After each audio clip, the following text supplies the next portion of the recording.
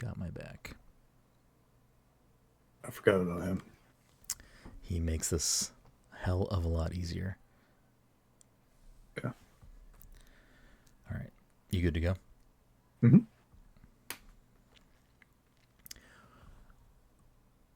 We got a special episode for you tonight. If you're watching, you can see clearly that it is myself and the one and only Lucas White joining me tonight for a little special Visions of Mana spoiler cast, review cast. We're going to kind of talk about our feelings about the game with spoilers tags everywhere. So if you're worried about anything with the story or gameplay or things that may happen in the game, this is your little chance to step out.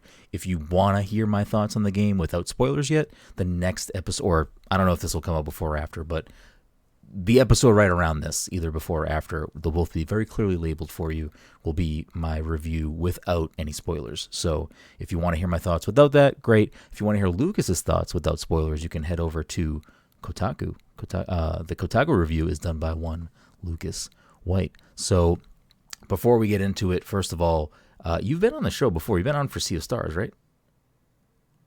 I don't know if Was it here for Sea of Stars? I feel like you were on. I feel like we had you on for a special episode. If it wasn't Sea of Stars, I don't know what it would have been. So the one I remember clearly is Soul Hackers. Ooh, maybe I'm thinking of that. I think you might have came on for Sea of Stars too. Maybe I may have. Did you review Sea of Stars somewhere? Yeah. I think we were on for that too. I think. Now I feel like an idiot. I should have looked that up first. But I think... right. It's all a blur. It really is all a blur. I think because that was a very long one. John Carson was there. Cam Hawkins. I think you were also there. I don't know. That was. I want to say I was, but I don't know.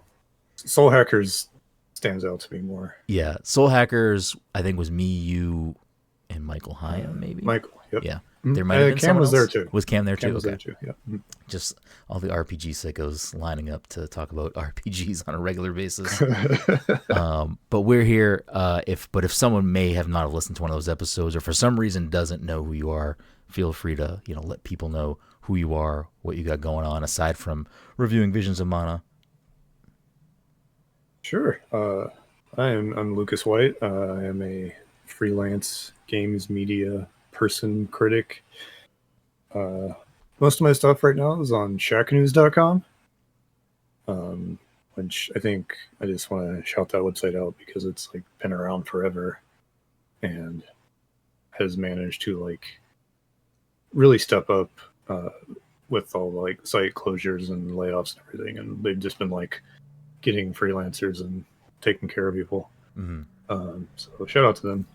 And then also Kotaku, where I kind of pop in and out every now and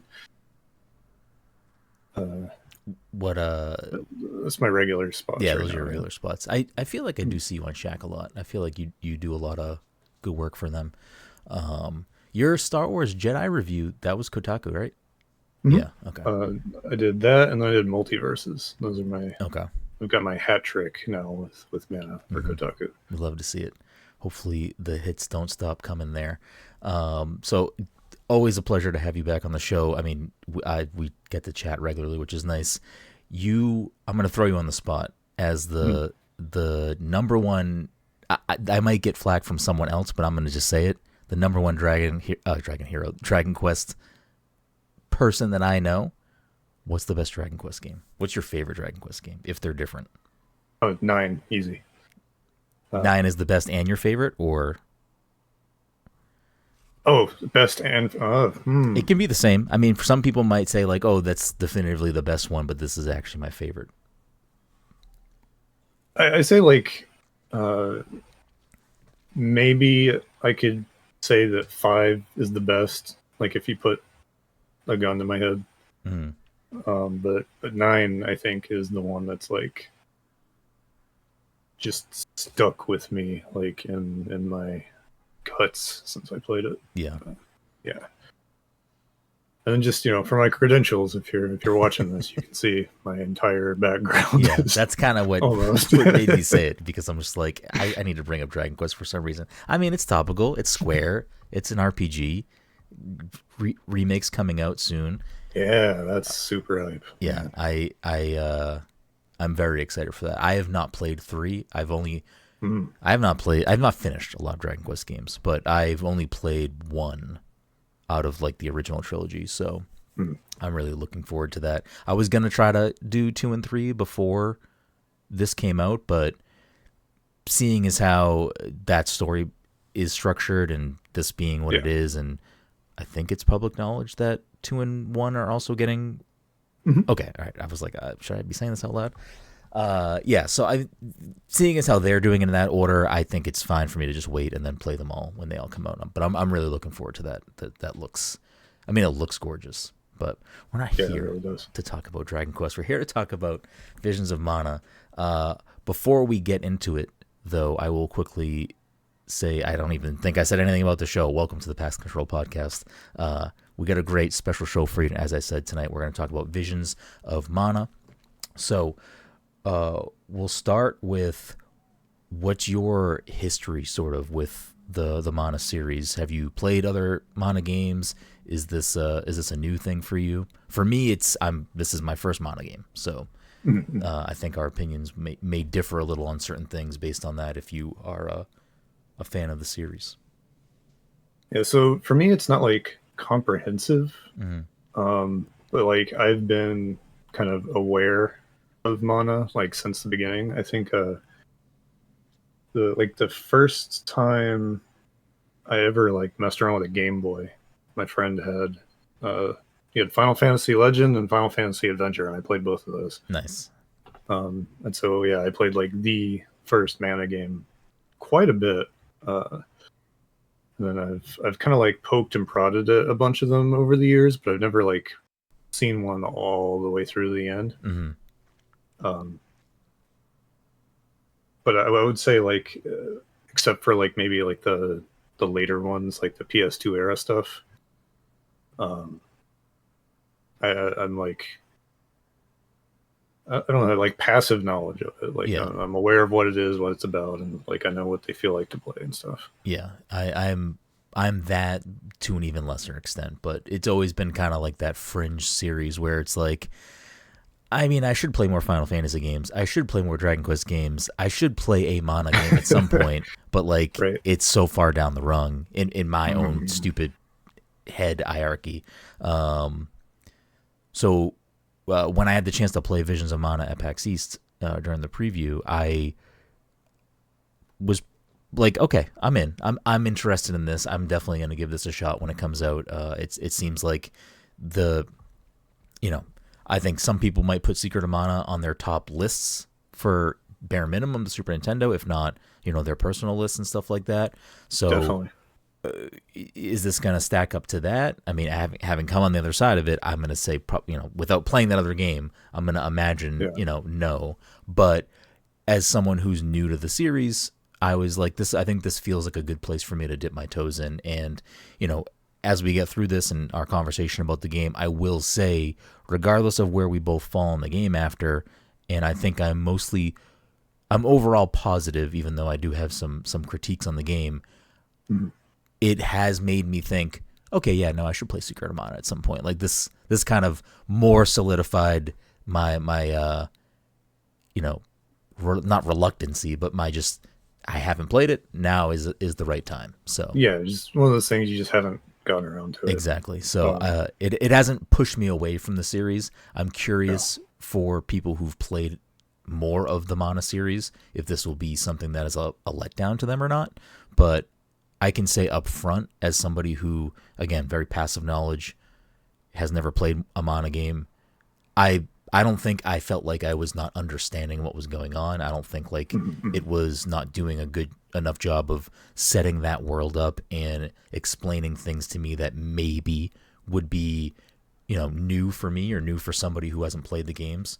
So I think it's a good introductory point. I don't think it's, this amazing game, but I think it's serviceable in what it is, and I think it's a good place to start if you're curious about the Mana series. Which I guess if you're listening to this, you're probably not that person. You're probably like, what do these two idiots think of Visions of Mana? So, It, oh, go ahead. oh, I was just gonna say it's been really neat just how Square Enix is like treated this game since they announced it. Mm-hmm. I think like the most notable thing about Mana, at least like contemporarily, is just how dire things have been for that series in the past several years. It's just Mm-hmm. been a disaster. Like they they haven't even they've been pushing this as like it's the first new Mana game in 15 years, and what that really means is it's the first one they've been willing to be like, this is the fifth one, Yeah. right? Because it's like it's Mana, Secret of Mana, Trials of Mana, Dawn of Mana, and that was a PS2 game. And they just sort of stopped sort of having like an idea of what they wanted to do with the property at that point, and Mm-hmm. then just like they were like experimenting a lot with it, like on the DS, and then just tried to pivot to mobile, and just it was bad. Um, and so that series has really just kind of looked like, I don't know, like a garbage dump almost, at least since like the DS stopped being a thing. Yeah. So to have it be like a big 3D game that they're like doing, they did the Game Awards announcement. I've seen more advertisement for it than most Square Enix games I'm into Yeah. lately. It seems to have like just a lot of like muscle behind it technically. Like I imagine you could probably call it double A, but it's still got like really nice looking 3D visuals. It looks like they spent money on it. Mm-hmm. Um, and yeah, just like the vibes have been really, really nice. Yeah, no, I like agree with you on all of that. It definitely seems, in the periphery that like it is something they are, hoping does well, hoping fans enjoy it, Mm. hoping that it can kind of be this sort of re-entrance to the series for a lot of people. Because you're right, like I've seen a lot of marketing for it. I've seen a lot of push for this game, and I mean it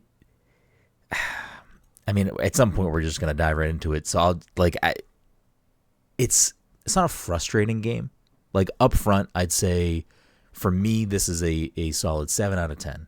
Mm. I don't think it does the things that I have problems with. I don't think are too egregious, but I think Mm. that it could have done so much more in certain parts that I think would have maybe solidified this as, a higher score or something that was just a little more remarkable or memorable, because I think at the end of the day there are going to be not a lot of things that I take away from this game and keep in my pocket. Um, I think I think Val is a really weak main character. I was a little disappointed with his overall story and where it went. I Mm. think Morley is probably the strongest character, being a cat man aside, which is bonus points for me. I liked his story and his motivations, um, but there wasn't enough of, there was something missing. There was like an essence to the overall story that I think I failed to land with me, and Mm. I think what ultimately kind of held it back was, and again, if you're still listening and you don't want story spoilers, like we're just going to talk about the game freely. So apologies in advance if you are still listening and you don't want that. This is going to be what that is at points. But the way the game wraps up, I don't know. I don't want to say I feel let down by it, but it does kind of just it fell for me flat almost immediately. I don't know if you shared similar opinions on that or have different thoughts about the story, characters of the game, or whatever. I really, really struggled with like how to feel about this game Yeah. moment to moment because of the story. We'll get into it later, but I ended up really latching on to some like external stuff going Okay. on. Uh, and I think part of that was because like the sort of like the surface level A plot stuff was just the tone is really weird for so much of the game, and it's Yes. it's really hard to to figure out where the heck things are going. Even I was like desperate to finish it because I was just like, I don't know what to think of this yet. Just in terms of the story, it's so like.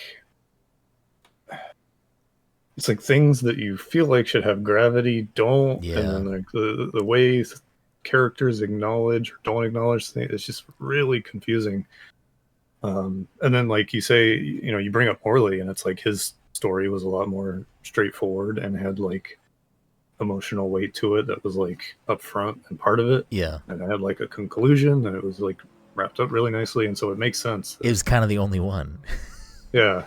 Which they don't all need to be that way, but like to what you're saying, I do feel like there were crumbs of interesting stories and interesting plot lines for some of these characters, and they sort of just never turn into anything too meaningful, in my opinion. I think we kind of might be on the same page there. Yeah, especially like with Val, the main character, he just kind of seems to go along with whatever happens with him. He's just like, okay, we're doing this now. Yeah, which like I can get behind that, like, you know, stereotypical shonen protagonist, like whatever it may be. Like I can get behind that character. I do in a lot of those things. There's just something about, I don't know. There's something about him that, like, his motivations are really, really unclear. I think. Yeah. Most of it. Even when they like add to it and he's got something going on, it still feels like it's to the side. Yeah. If that makes sense. No, I agree with you. It's one of those things that sometimes people will say like, oh, royal lineage or lineage in a thing is like a negative to the storytelling or whatever it may be. And I've heard people bring up that criticism with like Zelda, like, oh, Link's a boring protagonist. He's just like the, you know, whether they're the chosen one. Yeah, he's just the chosen one over and over again. Yeah. And, you know, I can understand that for certain things, and I can understand why that might whatever. And this was, and I feel like that usually isn't a thing that bothers me in most things. It felt like that's all Val was just like, oh yeah, what are the soul guards? No, soul guard. Yeah. Our soul guards come from our village. Apparently this other guy that's dead at the tree, it was a relative. Like, so it's just like, oh no, I'm like, it's just like, give me something else to work with. And I don't know actually, like, and I don't think it would have changed the game for me in any way or my opinion on the story. But it was unclear if Delphos and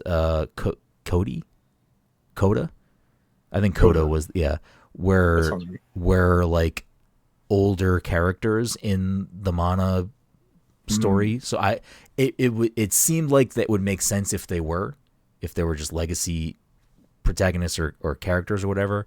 But I don't think it would have mattered. I think it's still kind of just like oh, cool. Like, Hina was more interesting than him, and Hina was also like not really, you know, for obvious reasons, super prevalent as being a character, you know, shortly into the game.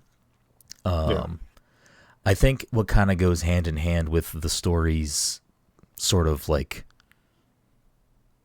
floundering in certain areas is I think the other major thing that I had an issue with in this game, and I promise we'll talk about things we did like too, but I think one of the major things that it seemed to continue to rear its head in different ways was just the pacing of the game. It was a matter of, you know, aside from just the structure of the game on the way pulled back lens of, I feel like I'm in chapter 2 and 3 forever, and then chapter 4 is over in a snap, and then it's like it's a really weird thing. It doesn't really matter, but it also made it hard for me to kind of understand where I was in the game, if that makes sense. Like it felt like it kept putting me in a situation where I don't actually know where things are tied and why they're in chapters, because if these chapters are going to be constructed these ways, I guess why were they segmented anyway? Like, why were there even chapters? Because they didn't really seem to bookend much for me.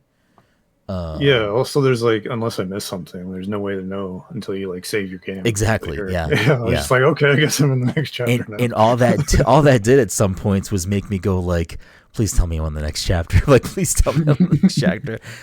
Because there was a little bit of a storytelling structure that I did really like that they didn't sort of keep throughout the game, unless I'm just misremembering it. But and it wasn't tied necessarily to like a chapter conclusion. It was just sort of tied to story moment conclusions where it would be like Hina talking in her diary or talking wherever that the words on the Mm-hmm. screen were supposed to be. And I actually really liked those breakups in the storytelling, and I kind of wished they stayed a little more fluid throughout because I thought it was just, again, whether they were tied to chapters, I don't think they actually were or not. I think it was just a nice way to sort of at least give me as the player the sort of, because again, like you said, I agree with you that I don't think Val really gives us much. Well, we know that the world is in peril. We know that XYZ. I don't really understand why Val is, aside from just like the Hina part, and then it seems like his whole quest still remains. I need to get Hina's core stone. Like, it never really seems like he actually wants to save the world. He just wants to do or be wherever Hina is, which is fine. I'm Mm-hmm. fine with that. But it sort of gets messy at the end when it's just like, actually, no, we're gonna save the whole world. It's like, you haven't really wanted to do that the whole game. Um, Yeah, I guess, probably a good idea to back up a little bit and just kind of like throw the Probably. premise out there, Yeah. because it really it's a really big point as far as like where the story kind of goes in my mind. So basically, the setup is there's the Tree of Mana, and that's like a universal series thing. So it's like Final Fantasy, where it's like here's the repeating elements, Yeah. but everything else is different technically. Um, so you got like each village or parish or region has like its own elemental, and things are just kind of like geographical like that. And the main thing is that, so the Tree of Mana is typically like, it's like the Yggdrasil. It's the big giant tree that basically makes the whole planet function as it's supposed to. Um, and that's like across the board in the series, right? Mm-hmm. Um, the big twist here is that it's like every 4 years, uh, mana tree runs out of juice, and the way they recharge it is they get a group they get one person from each region slash elemental to be picked as an alm. Soul Guard has to then take the group of alms, and then the tree basically eats their souls, and that's how it gets its juice back for the next 4 years. Um, and it's one of those ideas that we've seen it before, and in a few notable games, where it's like, oh, the heroes have to literally like sacrifice themselves, or the one like special character has to do this thing to save the world, but then they lose their life in the process.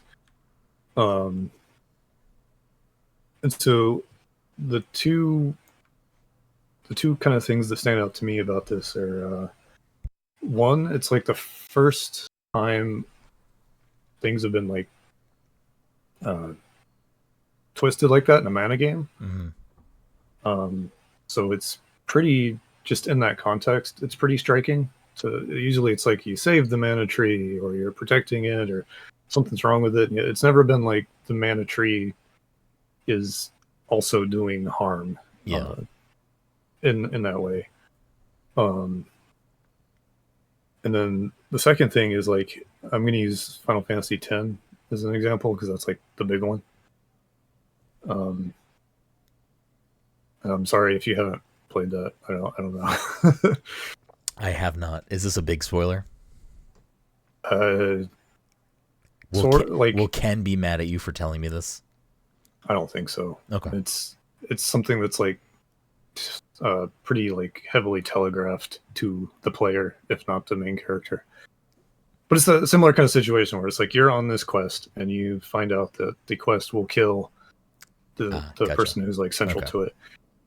And that's like the whole drama of the story is like, but wait, this is terrible. Yeah. You know, like I don't want to do this. Like I want to do the good thing, but I don't want to lose this person's important to me Yeah. in the process. And that kind of creates that conflict between like the tradition and the right thing to do, and blah blah blah, and then like the kind of personal, uh, human, selfish element to it. And so the whole time the story was going through, I was like waiting for that to be the thing that happens. You know what I mean? Yeah.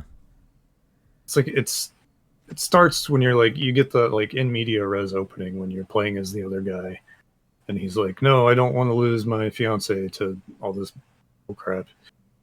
And so it like front loads it, and then it's like almost the entire rest of the game. There's like no pushback against it. Like everyone else is just so on board with it. Yeah. Um, which makes sense because that's what like everyone knows, and you literally see like what happens if you don't do it. So it's not like it's a crazy religious thing or anything. It's like no, literally, if we don't do the human sacrifice, then like we're all gonna freaking get natural disaster to death or whatever. But like there's barely any pushback.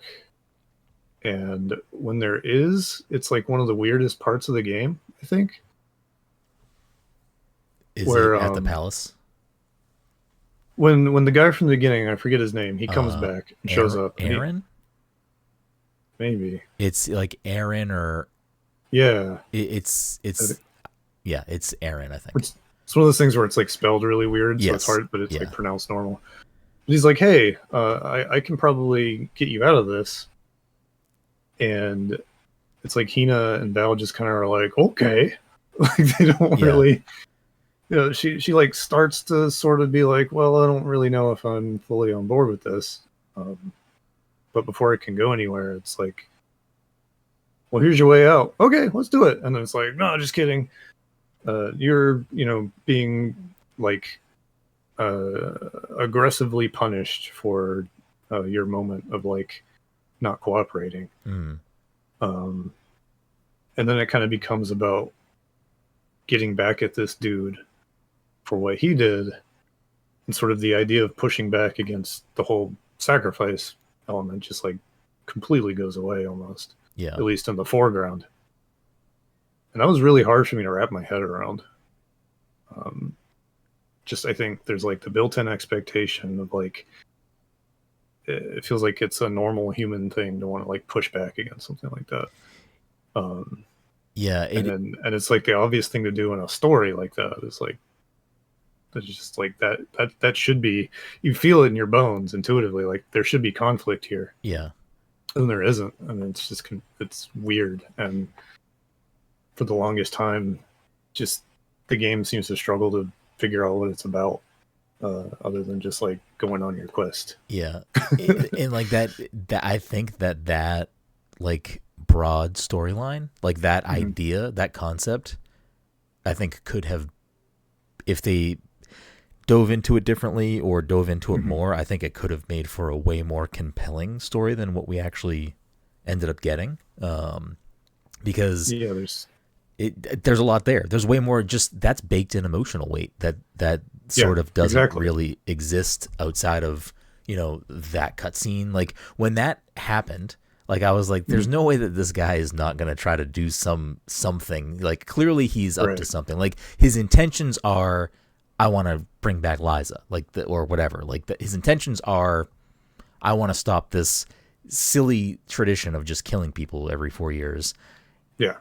It should be what more people are interested in doing. Like it should be a thing. Like there should be a rogue group of people out there like trying to change this and fix this. Instead it's like, nah, whatever. Every 4 years, fucking 8 people die. Who cares? Like whatever. It is a little bizarre. Like that is like, there's he has a book. You know what I mean?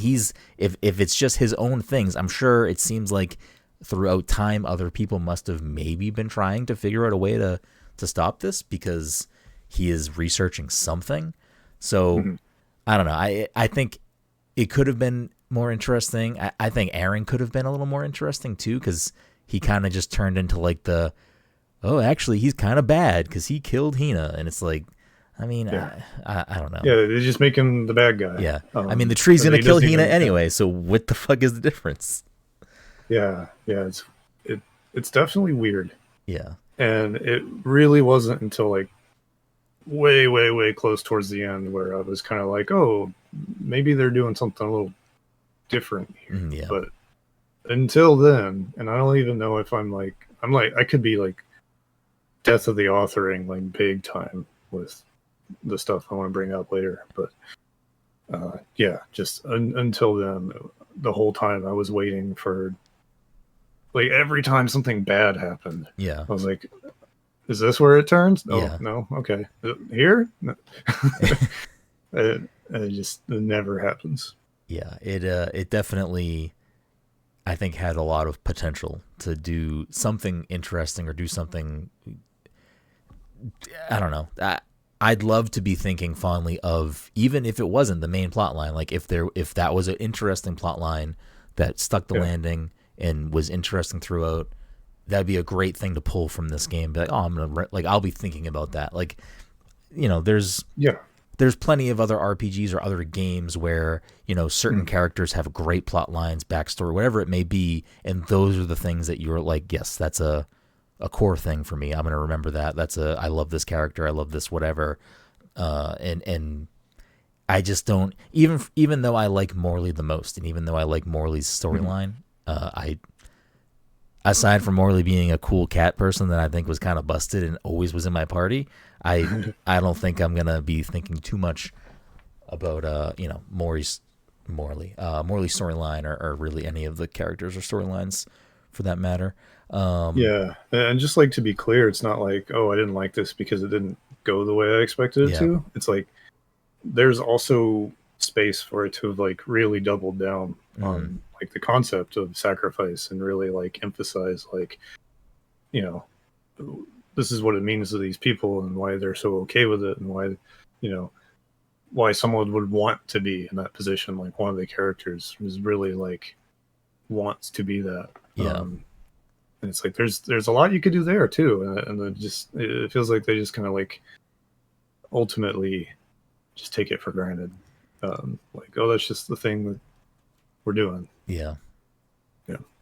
It's definitely hand in hand with the pacing of being like two of the bigger kind of letdowns of this game for me. Mhm. I'll also throw into the pacing thing, and then we can talk about some other. So we can talk about whatever. But there was a lot of just odd. I'm in a cutscene. I'm out of the cutscene. I walk 5 feet, and then I'm back in another cutscene. I feel like it did that a lot, and I was just like, just keep me in the cutscene, dude. I don't need to walk forward. I'm here. I'm engaged. I'm paying attention to what's happening. And I like Right. that stuff. When any game does that, I'm kind of just like, Mhm. either let me play a game or let me watch the thing, because I don't need that little. It's like I'm not a big fan of. Oh my goodness, not real time. What's like press X during the cutscene? What? Why Oh, can't I? quick time Yeah, events. quick time events. Yeah. I'm like not a big fan of quick time events. I don't think that they're. I think they are overall not good. There might be some good usage of them out there, but overall I think they're not good. And it just felt like a different version of that, where it's like, all right, here you go. And I didn't need that. And it kind of like it cut. There were points where it was a little more like, why are you making me walk forward? Like, just walk to the other end Right. of the village now to talk to Yeah, the person. exactly. It's like, You I don't walked need to over do here, that. Yeah. and then now you got to walk over there. It was just thanks. weird fluff that I didn't like. There was nothing for me to do in between that. I couldn't look Yeah. for items. I wasn't looking for chests. Like, there was nothing else to do. It was just walk back and forth. And I don't, some of those things for a game that, was around like 40-ish, 45. I don't remember. I want to say like 40 Yeah. plus. It, if you could have saved me 2 hours for some of those things, I would have been happy. You know what I mean? Like, it's just little things that I don't think needed to be there. And it may sound nitpicky, but in a game where I want to look for the things that I really like, the things that are annoying me are gonna annoy me for that long of an experience. But I don't know. I mean, I feel like we should talk about some things we did love about the game, because we've been talking for a bit about a lot of the negatives, and I feel like we both. Yeah. There were things that kept us playing. I mean, there were things that engaged us and absolutely. entertained us for that 40 plus hours. For me, I'll say, I mean, I think the combat was the main driver for me. I think that I really Okay. enjoyed the combat in this game. I kind of wish I did a little bit more of the side thing. Like there were those, I forget what they're called. They were like the arenas that you went into. Oh, the challengey things. Yeah, Yeah. did you do a lot of those? I for a while I was like doing every one I came up Yeah, across. And then I think I was kind of starting to feel the padding a little yeah. and skipped a few. Um, Did you ever but yeah, unlock one of the like the main towers for completing all of them in a section? I didn't do that because I felt the same way. I no, was like, I don't think I need to keep doing these. I do like them, but I don't think I yeah, need yeah. to keep doing them. I didn't even like. It must have been like a proximity thing because I didn't even get like a tutorial about what those things were until I I got really close to one towards the end. Yeah, same. I think it was like you had to have gone up to one of them to interact with it, Yeah, and I think it would I was told like, you. at that point, it was like I'm almost done. Yeah, I'm you're like, sorry. no, I'm good. Sorry. But I do think, and again, as someone who has not played a mana game, I know mana Mhm. games have unique battle systems kind of throughout the series, it seems. But this, I mean, I think it's very easy for a lot of games that are action oriented, whether it's an action RPG like this or, you know, an action adventure game, whatever it may be, when there are things all over the place, spells, other things happening, and, you know, multiple party members and multiple enemies, and there's just numbers popping out everywhere. I feel like it's very easy for something to get like, to just turn into numeric alphabet soup, and it's just like Mhm. mishmash or whatever. And I never really felt like it was, I felt like it always kind of like was spaced out in a way that didn't feel just like a mash of numbers on the screen. I also am not like anti number pop out. Like I don't hate that. Mhm. Some games it's bad, but I felt like for as much was going on in most battles, it didn't seem like it was just I'm staring at a screen of numbers and what the fuck is actually happening. But Mhm. the visual side of that, you know, to the side, I really liked the class system. I thought it was really Mhm. unique that everything was tied to the vessels, and you know, not every vessel had like, were there 8 vessels? I don't remember. I think there might have been 8, That sounds right. 8 or 9. 8 or 9. Not every vessel for every character had a unique weapon, but like each of them were kind of split up to have unique weapons. So there was variety Yeah. in that. Like there was a lot of cool stuff, and the more you wanted to dig into it, and the more you wanted to, you know, search for the little vessel things popping out of the ground where you could get more points or gain levels, you could continue to just rack up points and allocate them where you wanted to. So you Mhm. could, even if you were like, I had Morley on the water elemental for most of my game, unless it was like I need to switch what's going on based on the area or the specific boss or whatever. And I still would make sure I'm gonna open up this vessel on him, spend points to get these abilities. So you could still sort of round everybody out, and I think that it it let me kind of play with who I wanted to play with, and it let me Mhm. Mhm. flesh out my party the way I wanted to. So even if I needed to swap someone out, it's like, okay, this, you know, Val and Morley were sort of my most well-rounded, could kind of adapt to any situation, and then everyone else was kind of like, you'll focus on these two strongly, so like everyone kind of had their strengths, and it meant that I almost never used Karina after I had the ability to not use Karina, not for any reason other than just like I felt like Palomina just was working really well for me, and then Mhm. I actually didn't use Julie. Julie. Yeah. Something Um, like that. I didn't use that character for a Okay. long time because they were you know, they were initially like, oh, more health oriented, more white mage Mhm. oriented, but for the last probably like 10 hours of the game, never left my party. I was like, nope, this is like an absolute tank of a support character. How was I not using them before? I put that dude on fire, and he had that candle. Yeah, And every now and then you just see like 500 damage yes, off in the corner. so Like, good. what are you doing? It's so good. It's so good.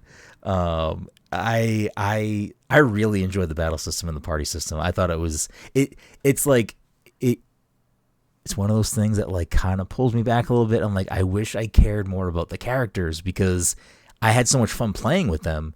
I Yeah. wish that I like had that extra little like that's my guy, that's my girl, whatever. Like that they're I like them for these other XYZ reasons other than no, Morley holds a fucking knife in his tail and he's got three Mhm. knives out and he's just a badass. Yeah, yeah. I really enjoyed the battle system. I think that it the battle system was fantastic, but also the party compositions and playing around with Yeah. that stuff. I thought it was very well done. I enjoyed my time with that stuff a lot. I don't know how you feel about those things, but Yeah, 100%. It's really cool because the mana games typically, um, like, they got a little more actiony over time, but they started as basically like kind of Zelda-y, so it was just like you just swung your sword or okay, whatever. Um, and this game has so much like sauce in it. yeah, Like, you know, not to disparage anyone, but just like the reviews were all over the place, and mm-hmm. whenever I saw just stuff being like, "Oh, the combat's really bad," or whatever, I was just like, "What?" Well, we played different games, I Yeah. guess. The combat is this game's saving grace. I It's think. so Yeah, good. yeah, And it's funny. I pretty much played as Val the whole time really. as a rune knight because I love the way the great sword feels. Okay. Um, Actually, at the PAX demo, I just like sat there, I, like ran through the demo, and then went back to the beginning and just like played with what like with the controls to see what I could do and get away with. Yeah, Uh, and like the great sword, because it's so like slow and has these big swings, it was like really easy for me to use that to just like figure out what like the rules were and what I could like get away with, not get away with. Because like so much of the combat is like, how can I get in there, hit this guy, knock him up in the air, and then keep him up in the air yeah, until he's done. You know, like really like it's not as complex as like a Devil May Cry or whatever, but it speaks a lot of the same language in really weird ways. yeah, Like it's got like stagger hits. Like if you press the button twice and then wait and then press it again, you'll get something different. mm-hmm. Not a lot of like those sort of cozy action games do that kind of thing. So to see it in a mana game was like, oh wow, this is different. Yeah. Yeah. That stuff was they're one of those little like staggered because I don't know if you used the any of the classes with Morley where he used like essentially a flute as his weapon. Mm-mm. So I almost always had Morley on the water elemental, and Mm-hmm. it was essentially a flute, and he had like tarot cards or playing cards. I don't know what the cards were supposed to be.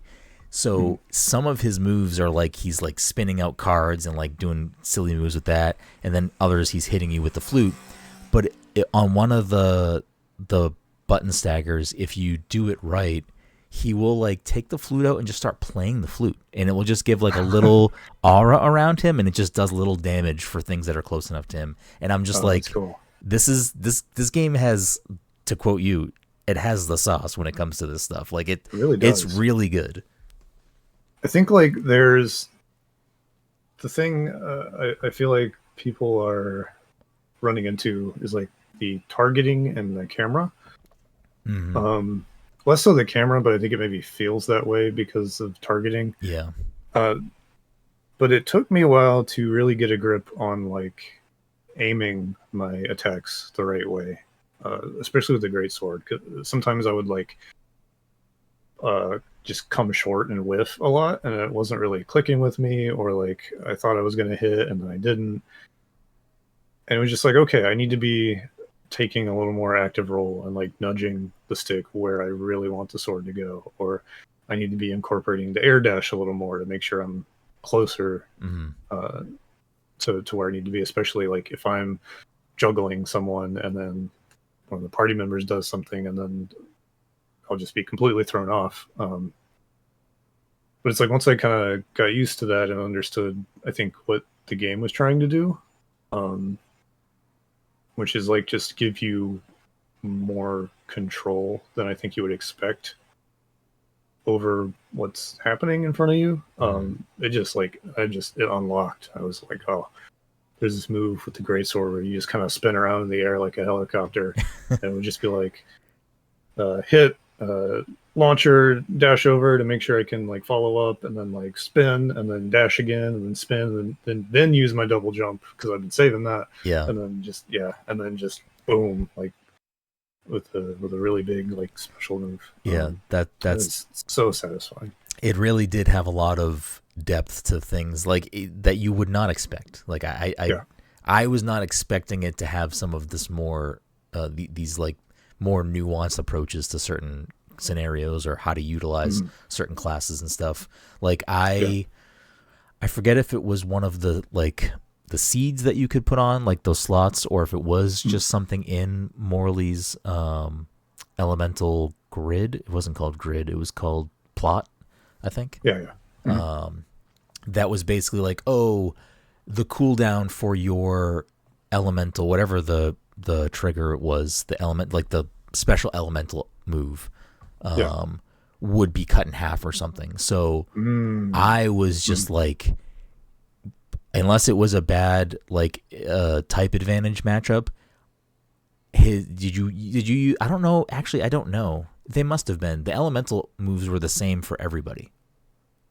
Like they were always the same. Yeah, I believe so. I think so, yeah. They implied that, yeah. Because tools you get. Yeah, the water one, I don't know if you used it a lot or at all, was like you would pick it out and hold it and just like spray it like a hose. Yeah. Mm-hmm. So I had that on a quicker cooldown to the point where sometimes I would just be using it over and over again. And you're talking about juggling people in the air. I'd just be spraying them up in the air. That's so good. I especially like later in the game, I had Val a lot on the light elemental. I don't know what class it made him, but it because Rune Knight, was that the air? Was that the boomerang? Yeah, that was the first one you get. Yeah, okay. I kept him on that for a long time. Honestly, probably up until I got the light class. I forget. I kind of like the elemental where it links them, like it changed them together. So I would have, if it worked out that the computer AI like used that to chain them all together, and I'm spraying them all with the water elemental, it was just like massive amounts of damage. Everyone's flying in the air. It usually made smaller combat scenarios very quick, and I was just like, I love just mowing through these clowns. But, the cool thing about the Rune Knight, which I think also really just unlocked like how I understood the class system. It's basically like a Mage Knight, so it can change the element of its attacks. So that in itself is like, oh, okay. There's your chosen class, and you get your specific abilities for that class. Mm-hmm. And those stack. I at first I thought I had to like pick one, but it was like, oh, okay. Whenever I get a new one, it just adds it to the list. That's dope. But then anything that's not class specific just goes into like your pool of stuff you can draw from. It's like all your little spells and stuff. Mm-hmm. So it's like cumulative as you unlock new classes. You can find spells that probably work really well with a different class instead entirely. And so with the Rune Knight, it was like, oh, you can change the element of your attacks, and you can change the element of your party's attacks. So I would just be like going through all the little plot things and be like, okay, there's the wood one, there's the earth one, there's the light one, and get it all together. And then the passive is like whenever you change someone's element, their damage goes up 50%. And so I was like, yeah, I'm the greatsword guy the whole game. But, but you're it doesn't matter what colors are. Yeah. So good. I utilized that a lot with Val. Val was my change everyone's weapon type, the affinity, the whole especially late game, because there were a few encounters where it was like, if you, especially boss stuff, if you were not playing that game in certain ways, or at least changing your elementals to get the right way, you were going to have a very miserable time through some of those Yeah. late game fights. The Elemental synergy is a huge deal. the Huge deal. vampire boss fight, I think, was the boss fight that gave me the worst time, and it was just like it wasn't even the final boss of that area. I don't know if you It's remember that tough. fight. That Yeah, fight yeah. was so annoying for me, and there were just little things that I should in retrospect should have tweaked to make that a better experience for myself. Like I don't think it was the game Mhm. being unfair. I think it was just I am very tired. It's late at night. I I don't cannot. want to change anything. Yeah, I I'm don't want to do tired. this. Um, is this game over yet? Not in a negative way. Just like, oh my Yeah. god. It gets Uh, long in the teeth towards the end. yeah, there's a lot of boss encounters. But yeah, the combat is what kept me going. It was the thing that Mhm. was like, this is fun.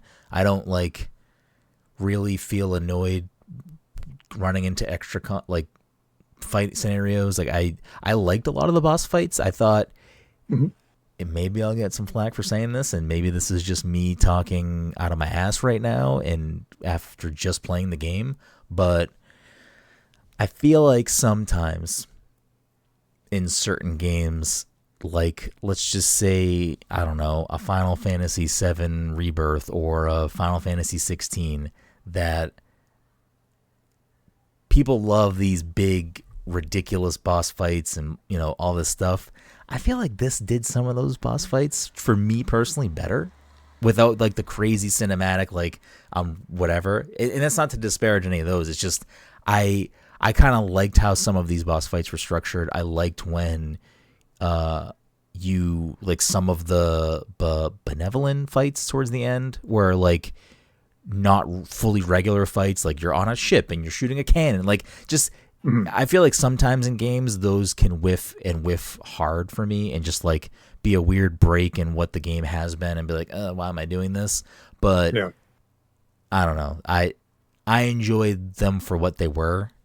Maybe the Final Yeah. Fantasy thing's not the right comparison, but it's like I sometimes get what you're saying. I think those things don't land for me, and for some reason Mhm. in this game they like always kind of nestled themselves in the right spots for me. And there weren't a lot of those types of things, but I did like some of the bigger fights with like the larger than the arena characters. Yeah, yeah, for sure. I think it's because like while the story has pacing issues, I think a lot of the fights are very well paced. Yeah, Um, like the energy is usually really high. The music in this game is is really awesome. good. Yeah. And then like when there is a gimmick, like you're like fighting the big squid on the ship, and it's going after you with its tentacles or whatever. It's like stuff is like clearly communicated. It makes sense. It doesn't completely punish you if you mess up.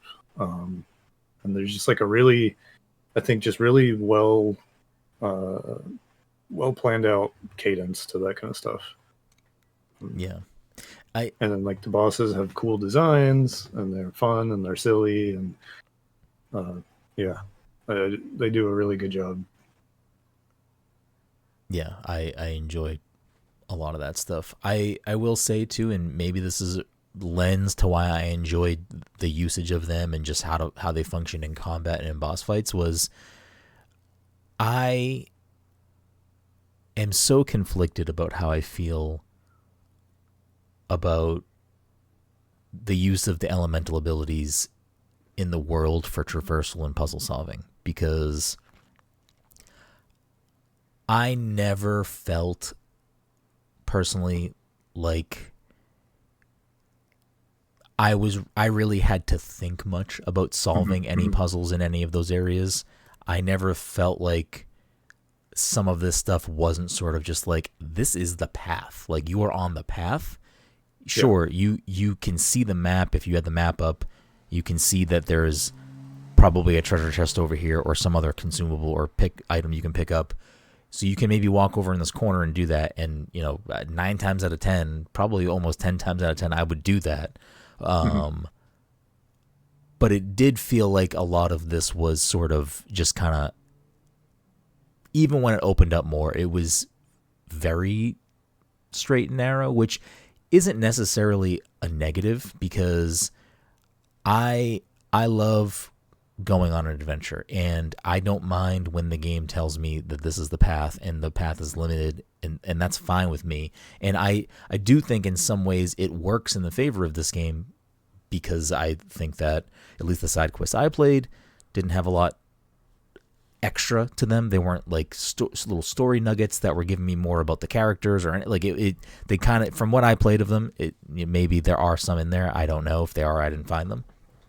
Yeah, but like, can you go over here and hit do these this 10 moles for me? Thanks. Yeah. So that stuff kind of just like it didn't. It's fine that it was a little more narrow because of those things not really bringing much to the table for me. But yeah, I think is like primarily an action game. Yeah. I really appreciated that it wasn't like, oh, you're in a dungeon, so now it's time to be bogged down in like massive, complicated puzzles for half an hour. Which that I'm fine with too. I guess my real sort of scratching my head, sort of trying to figure out why, is I think some of the abilities do cool things in traversal, in world exploring, but they also don't really actually do anything, because it's like the areas where you activate it and it's just like, hey, it jumps you over here, or it puts you on this set path where you're gonna fly through the air on a rocket ship. And you know what I mean? Like it, and the spectacle of that in certain areas is maybe all you need it to be. Like it's like, oh, you're climbing up this giant mountain, so like here's our way of you not actually climbing up it and not a cutscene. It's like you're flying through, and that stuff's fine. It's just, I don't know, maybe because at points the game teetered on the side of like, because I thought movement in the game was good. Like I liked moving around, except for some reason when you're in like certain main areas you can't double jump or dash. Like what are we doing? Like, okay. I liked moving around so much that like I almost never used the companion that you could ride on. I don't know if you used that at all. I never used it. Almost never. Like I did a little bit because like I liked the creature and kind of how it looked and everything, and it was cute to ride around on. But then it was like, I'd rather just run around and fight the enemies and stuff. Well, that's the thing, is like if you were riding it, it was like you had to hold a button press that took just too long to get off to fight. Like, I don't know. I think if it made the combat interactions seamless, like you'd get into combat and just hop right off, but it wasn't that. I think that was probably the main reason why.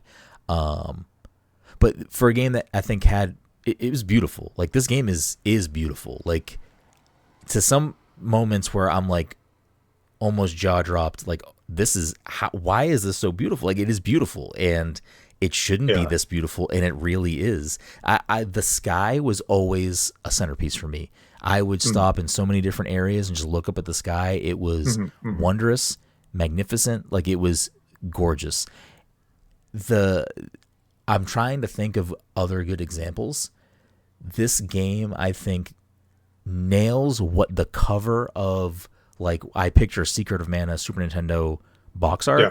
Like this game 100%. Nails that almost always. Yeah. It just always feels like that, and it was beautiful to be in all the time. Like it was amazing. But that's one of the things, like the Mana series. It's never really been about like super in-depth combat. Jesus, it's never really been about like dungeons and puzzles, or even like complex, nuanced stories. Like they're usually pretty simple and lighthearted and stuff. It's always been like a vibes series. And just like to what you're saying with like the abilities and stuff.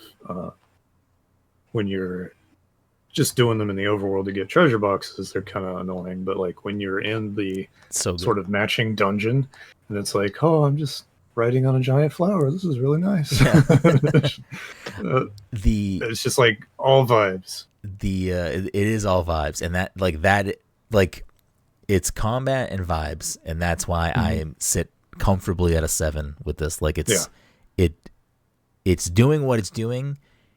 If you're vibing with it, if that is your vibe, I think you'll have a good time with it. If I know we talked a lot about at the beginning about a more in-depth story and stuff like that.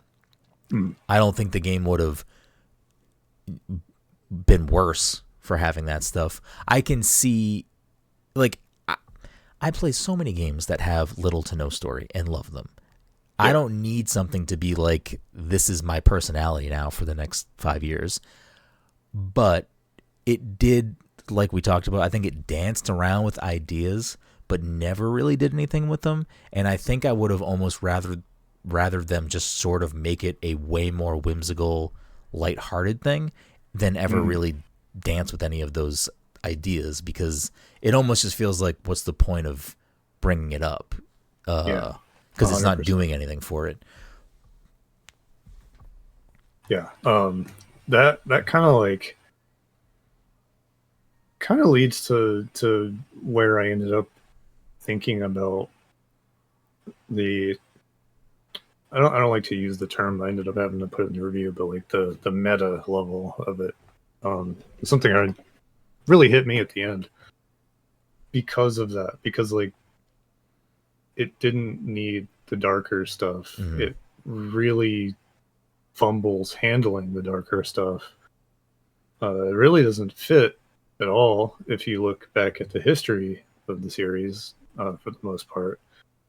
And it really is like, why is that there? Why is it there? And why is the game like almost fighting it to no like to no obvious benefit? It's like every time something dark happens, it's like the game is like, nope, never mind. No, like, Yeah. push it back down the box. And I was just like really struggling. Like it feels like the game's like fighting against itself a little bit Yeah. with that stuff specifically. Um, and then it gets to a point where, uh, Jesus, what was his name? Aaron.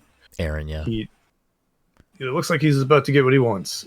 He gets the mana sword, and he's like, I just need this girl's soul. It'll be great. It'll work out. Everything will fine.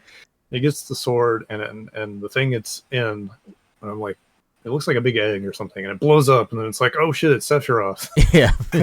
Basically. Yeah, and it's like at that point, like my heart sank.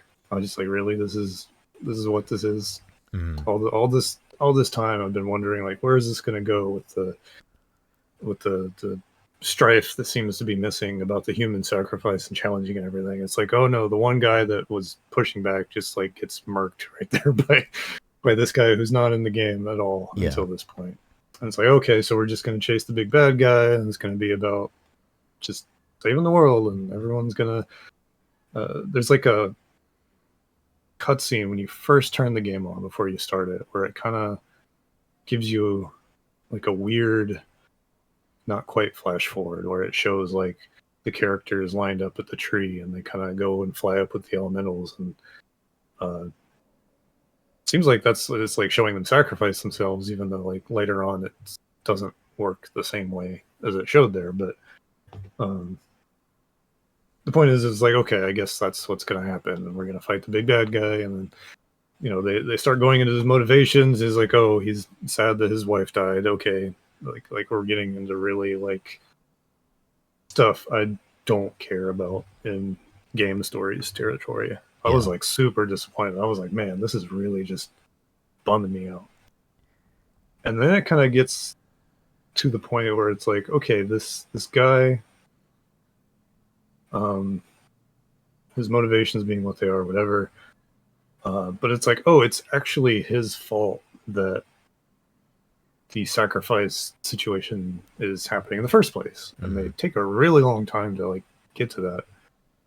Um, and then it started clicking with me. It's like, okay, so it's not just the fact of the matter that things are the way they are. Like something happened, and it's not supposed to be that way. Yeah. Nobody really knows that. All of the characters that you play as don't know that and are totally happy to just cooperate with it. Um, but then you end up like finding that out, and you fight him, and then Val is kind of like, "Oh shit, I can fix this," and then not to say too much, but like you do, and it's like you. It's almost like the game is messing with longtime Mana fans, and then it's like, hey, isn't this weird? Isn't this like messed up? It's not Yeah. like how we do it at all ever. And then it turns out it's like, oh, the bad guy did this to the world. He like messed up the normal order of things, both sort of like inside and outside. And then you beat him, and it's like, oh, I fixed the mana game. Now it's a mana game. Does that make sense? Yeah. It's like, and I was just kind of like, huh, I wonder if that's like on purpose or. No, I mean, I like that read on it. Honestly, Yeah. that does make me like the story a little bit more. Um, I'm curious to see if other people come away with that sort of take on what's going Yeah. on when more people are able to play this game. I'm curious Yeah. how the Mana audience reacts to this game, because Hmm. I mean, like we said, there's some things that I think a lot of people, us included, didn't vibe with, but the stuff that we did rock with, I think we enjoyed a lot. Damn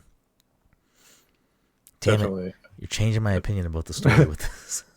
Yeah, I actually like the way the actual ending plays out. I really liked that. Yeah, After all that happened, I was just like, oh damn, this is like, it's getting me a little bit. yeah, Um, just because like I don't want to spoil that part, but it feels very like rewarding, both in the context of like, oh, I fixed everything, but also just like there's like a, we talked about that awkward human element not really being there, mm-hmm. and then all of a sudden it's like really there. Yeah, It's like, oh, okay. Yeah, but like you said, like I'm curious. It's Mana is such a niche these days. It's hard to tell without really looking for it. I think what like the people out there are looking for. yeah.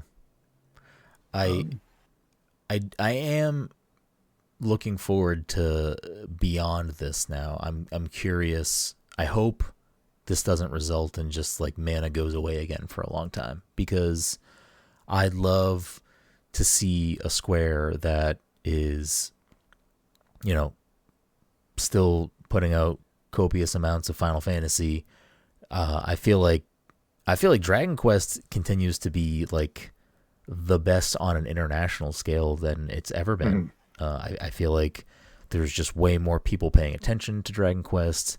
It's Oh getting, yeah, it's awesome. yeah. Like I've always been like, from a distance, like someday I'm gonna just play a lot of Dragon Quest. I've always like Dragon Quest. It's just Dragon Quest has my vibe. Like that's my like Yeah. Mana's Mhm. great. Final Fantasy is great. Dragon Quest has like the vibe that I'm looking at, and Yeah. I would love to see Mana have this sort of same sort of like, if we have a three pillars of Square RPGs, and now Mana's getting its chance to kind of rise up on the podium.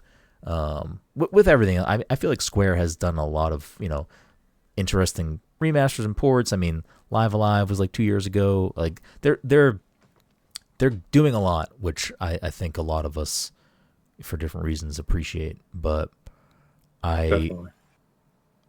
I hope that this is not the end of Mana, or not a big gap between whatever's next for Mana, because I do feel like part of how I felt about the end, especially, did you watch there was a post credit scene? Did you watch that or no? Okay. Mhm. Part of me feels like in a way this was like a little bit of a soft reboot, like a sort of a what is next can be whatever we want this series to be. So I'm curious to see sort of where things go, and if the things that you talked about are a little nail in the head there. Yeah. Gosh, it feels like Square Enix is always in the middle of like ridiculous drama, like especially on like social media spaces and stuff. Like it's always like, oh, Square Enix is so stupid. And why are they doing this or why are they doing that? Or they'll take a statement from a earnings call, and that's the new thing to make fun of Square Enix about. Yep. Um, and the most recent one was like, oh, we're gonna like, we canceled a bunch of projects, blah blah blah blah, and people were saying just absurd things in response to that. But at the same time, it's like, oh god, what was on the chopping block? You know what I mean? Mm. Like all the Saga fans were like, oh no. I know um, you're living yeah, right now with oh, Saga.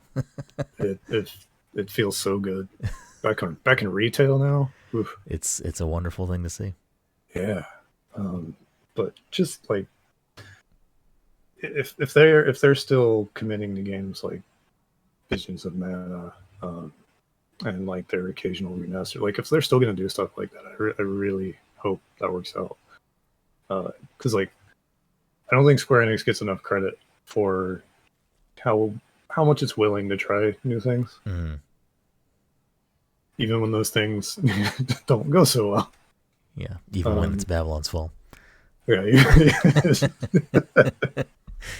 yeah, exactly. Listen, we both played and beat Babylon's Fall together, so you can't say anything to True, us. it's true. I got the platinum. I'm so mad I didn't do that. Did Cam ever do it with you? No, you were the only one that did it, right? I think it was just me. Yeah. Listen, things that will forever live in my brain. The night that the three of us beat that game, like that was an all-time video game So moment good, for me. so good. Yeah, it would be nice to see like just some solid W's Yeah. in this kind of column. I think this is like the kind of game. I mean, technically, um, I think we're really only here because that Trials of Mana remake came out and actually like resonated with a lot of people. Hmm. And even that was like wasn't it didn't light the world on fire. It was getting sevens and eights, but they were like the high ends of those that people people were like, oh, this is really fun. This is awesome. There should be more like this. Yeah. And then here's like the big one. So it's like the chance to see like if that same kind of energy is here. Um, and I think the review scores are definitely more chaotic this time, but Yeah. um, I think I, there's a lot there. I think I still like it is we continue to live in the age of there's too much to play and not enough time to play anything.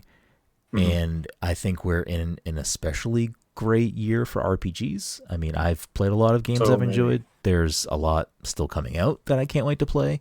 Um, yeah. so, in a year full of so many great RPGs, is it making the top of my list to say, hey, you should go play this? But no. But I don't think by any means this is like an easy skip either. Like, I think Yeah. it is. I think the review scores being all over the place for certain reasons, I can understand that. I can see why certain things would have people bouncing off them Yeah. in either direction. And it's a good I thing to be clear. Like the more disparate scores are, the happier I am. Yeah.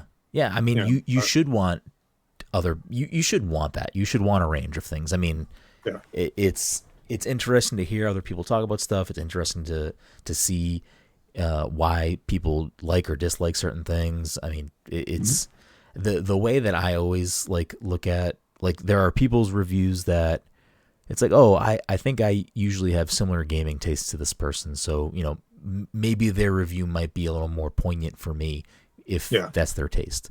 But Mhm. there's plenty of people's stuff that I'll read because I want to either it's hey, I know Lucas fucking writes bangers. I'm gonna read Lucas's review on Kotaku, or it's just I want to see sort of what else people are saying about it, because I mean, what we just spoke about for the last hour, none of that is fact. None of that is the definitive take on Visions of Mana. I mean, Okay. Us saying what we're saying, and someone else saying it's a 10 or someone saying it's a 5. Those are all people's opinions to say. Anyways, that's our dissertation on review scores. Mm-hmm. But yeah, Although I'm a total coward. I didn't give it a score at all. So I got to clean my hands of yeah. having, yeah. Whenever we reviewed stuff for Pass the Controller, we used to never ever give scores ever. It was like I was like, I feel like the number is it's one thing and it's also maybe detrimental. Like it's just I think it is a very not clear. I have opinions on the number score. It's a can of worms by itself. Yeah, exactly. Like it is doing one thing and it's not necessarily in service to what everything else going around that number is. So I was kind of very against it for a long time, and I don't want to say I'm still against it, but we give scores now because of reasons I won't say on here. But it does allow certain, I think, more clear cut things in certain ways, and I think I don't know, it is its utility. It's beneficial for some people to have that number. So I don't know. I don't want to say it is what it is. I still think it's a very nuanced thing. I think if you look at someone's number but don't look at their words or listen to their opinion, you're looking at that number because I think you just want it to be number. You either want it to be good or bad for whatever your personal reason is. Anyways. Yeah, for me, if I had to put a number on it, I would probably be sweating. It's like I don't even know. It went up and down for me. I don't know if it ever really got itself higher than 7, but I think when it was all said and done, I feel good about 7. I think 7 is what this is for me. Like I can understand higher numbers, I can understand lower numbers, but I really enjoyed my time with it. I even the moments that, were not my favorite, I was getting pulled through with delicious combat and amazing. I took so many fucking screenshots of this game because it was very, game. Very gorgeous at many times, which is another reason why I wish I liked some of the characters more, because I probably would be like, let me get like someone's nice rendition, some good art with, Morley in the fucking moonlight or something. Or just the pastels when you're by the tree. Like there's a lot of really good scenes. I do like it a lot. But unless you have anything else to say about Mana, I think that can conclude our conversation about Visions of Mana. Yeah, I think we really hit it, where it's like one of those things. I'm really glad I played it. Yeah, I am too. Like if since we're in the positions we're in, we don't have to pay for the game. But I can see rewind time. I'm looking at this for like $60, and I'd probably pass it. But then I'd come across it down the line and think, damn, I can't believe I missed out on this. Mm-hmm. I feel like that's how that's kind of the sense I get of like how I feel about if it's good or not. It's like, man, I'm glad I played it. Yeah, I'm in that boat with you. I'm very happy that I had the chance to play this, especially again in like such a stacked year overall, but especially a very heavy RPG year. I still think it deserves a spot on your playlist if you have the time for another 40 plus hours. But yeah, I mean, as always, Lucas, it is always a pleasure for you to come over here and chat about whatever. We got to have you on a regular episode at some point just to talk some sicko shit, just to talk whatever absolutely whatever shit you want to talk about. Do you have I don't think we said it on the show. If you're listening to this, I know you have the Gunbreaker 4 review that just came. So that, anything else or whatever in general you want people to check you out, look up, interact with, the floor is yours, my good sir. Yeah, I'm on social media at Hokuto no Lucas, just Twitter, really. Um, just you'll find me all the time on Shack News, constantly. Uh, Maybe on Kotaku. If you have the very last issue of Game Informer, I'm in there. There are Uh, so Better or worse. many of you, so many of us, so many buds in that last issue. It's It's great a to heck see. of a last issue. Yeah. Yeah, just look out for me there. I don't really, unless I'm on someone else's show, I don't really dabble in making my own videos or anything. So it's either reviews or catching me on shows like this. Hell yeah. Lucas is definitely one of the better, if not best, writers out there. So you should make a Thank point you. to check out the stuff Lucas is putting his pen to, because I promise you, there's not many like it. But yeah, that'll do it for this week's episode, or this little bonus breakout episode for Visions of Mana. So if you're a friend of the show, fan of the show, we want to support the show, tons of ways to do that. You can head over pastthecontroller.io, and that'll link you to everything that we do, say, live or breathe.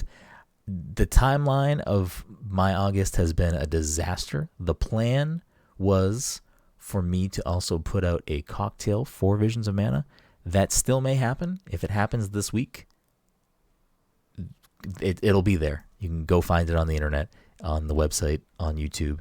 If it's not there this week, then I probably didn't do it. But that's the plan. So we shall see if that comes to fruition. But anyways, again, Lucas, thank you so much for joining us. And Thank that'll you do for it. having me. Of course, anytime.